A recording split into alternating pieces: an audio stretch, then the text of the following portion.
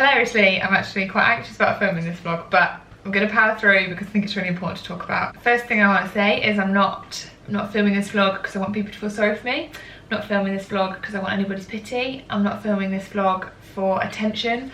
In fact, they are the three main reasons why I have never filmed this before, because I don't want any of those things that much. What I am filming this vlog for is to raise awareness, to help people to talk about it, to help people to feel less embarrassed by it, to help people to understand it. I hope to help people realise that just because an individual has a certain label doesn't necessarily mean that they can't be normal or live a normal life. My label is anxiety disorder, panic attacks and depression. Actually, what I'll just say is anxiety disorder doesn't always come with panic attacks don't always come with anxiety disorder doesn't always come with depression, vice versa. I happen to have these three. Everyone's journey is different, everyone's journey is valid. I'm not saying mine is any harder or any easier.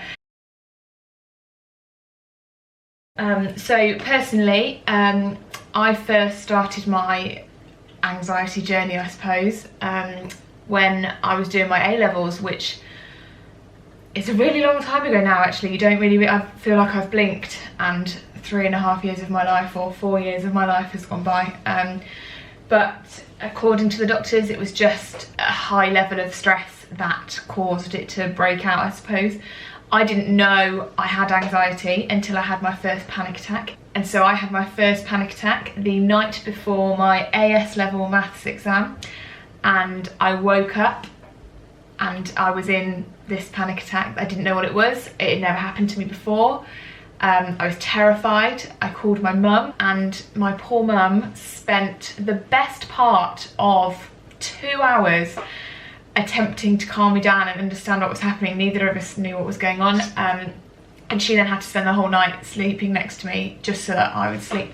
Thankfully at that point I didn't really have any other panic attacks for quite a while, which was great. I went to the doctor, he put me on a very low dose of medication, and it really worked. I came off those medication, and was still, like, I'd say I still was an anxious person, but I wasn't having panic attacks. So I sort of brushed it under the carpet and just, and again, I didn't realise that I was still an anxious person. I thought that was just a person, and I thought that was normal because I wasn't having the panic attacks. I thought that was all fine. And then I was in my first job, and it was a great job, and it was a job in the area of work that I'm passionate about and I'm still in now. And unfortunately I got really quite poorly. I had to be signed off. I was off work for something like 8 months, I think, 8 months. Ever since then, I've been on medication. My dose now is higher than it was then, and that's okay. Yeah, so the first kind of bit of that 8 months off was a really dark time actually when I look back at it. I didn't really leave the house a lot at all. I couldn't really do that. Flat out, I wouldn't go anywhere without my mum or without Ben. I was at one of their sides literally 24/7. I was having panic attacks 5, 6, 7 times a week, multiple panic attacks a day, and that was my life at that point. Now thankfully I've come miles since then. Even though my life is loads better now, I do still have panic attacks, but I would say now once a month, I would say, is probably fair. Obviously some months are worse than others, so but yeah, I would say as a general statement, I would say I probably have a panic attack about once a month.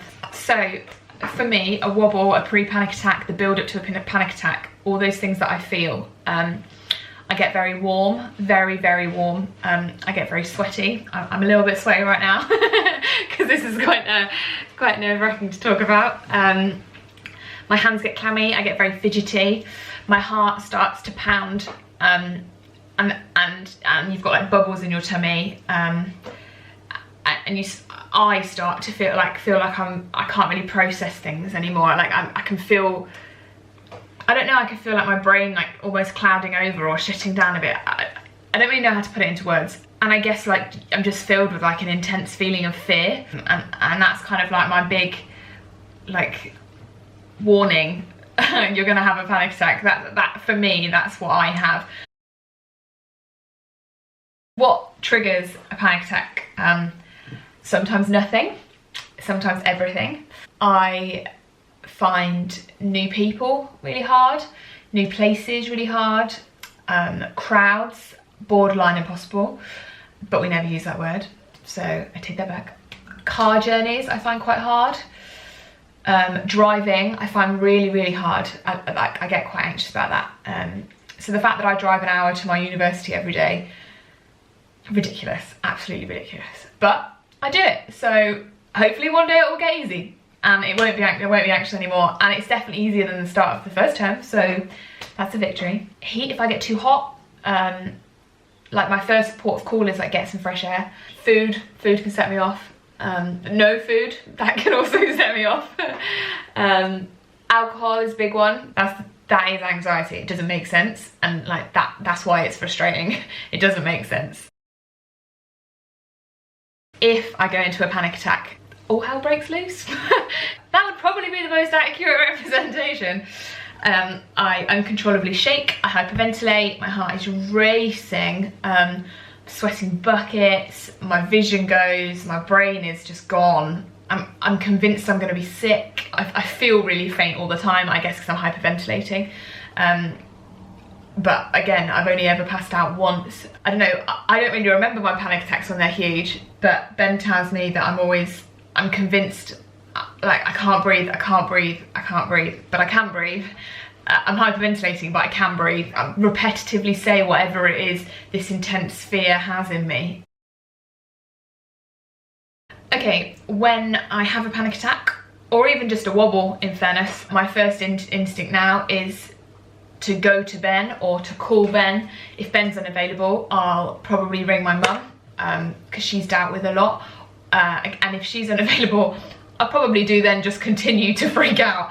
But hopefully at some point my brain would click in and I would contact one of a close friend who's been around when I have been anxious. For me, the key is getting my breathing under control. If I can get my breathing under control, everything else seems to get back after that. Sometimes that can take 20 minutes and I can be in the big middle bit of a panic attack for 20 minutes.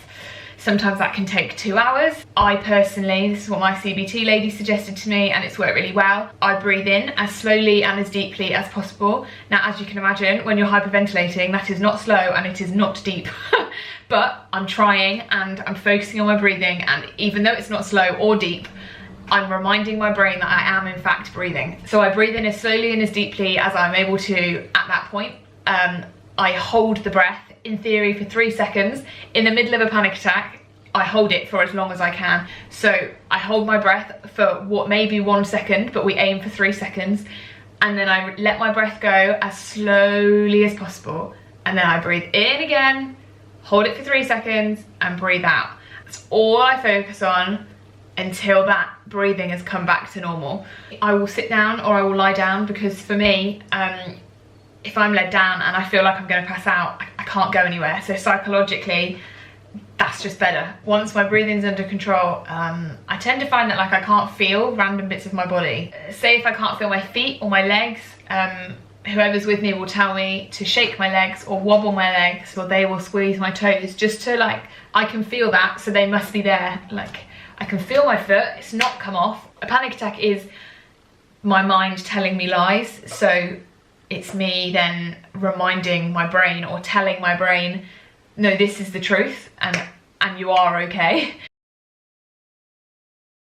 So I mentioned earlier that I was on medication and that it has steadily increased really until now. Now is January 2017, so October 2016 was when my meds were last increased, and actually since then that has made a huge difference. It took ages for me to agree to go on medication in the first place. I guess my issue is I'm young and I didn't want to be on meds every day for the rest of my life. Out of principle, I wanted to be able to fix it myself.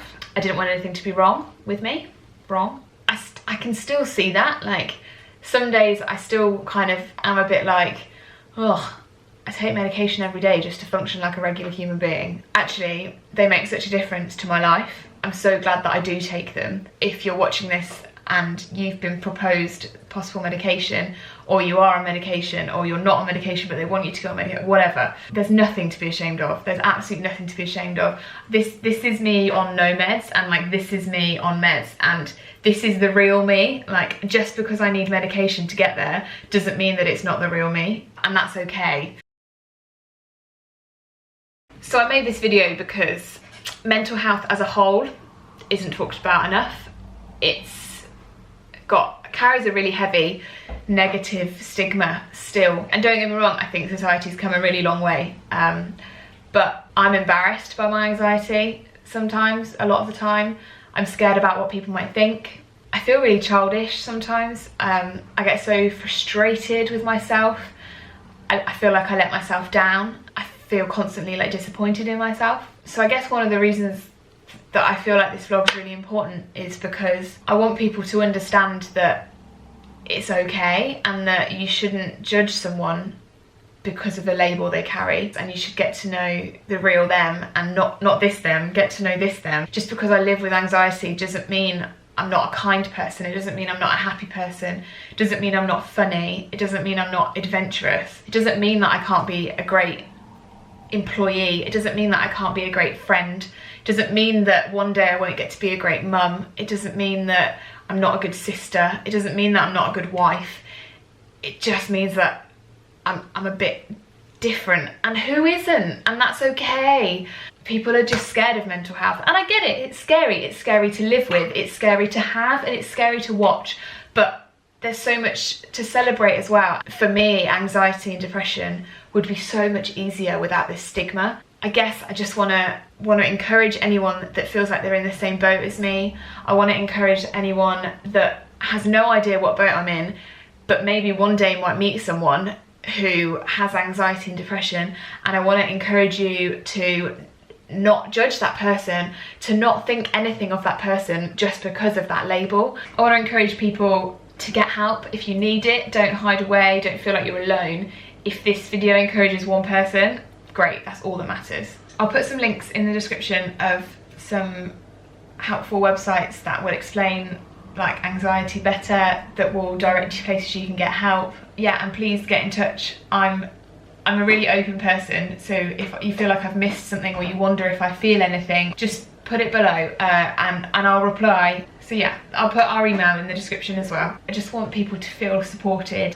Hopefully that you get that my message is you're not alone, help is great and it's not to be feared, and that you shouldn't judge people, and that give lots of second chances, love, positivity, support, friendship, and push yourself.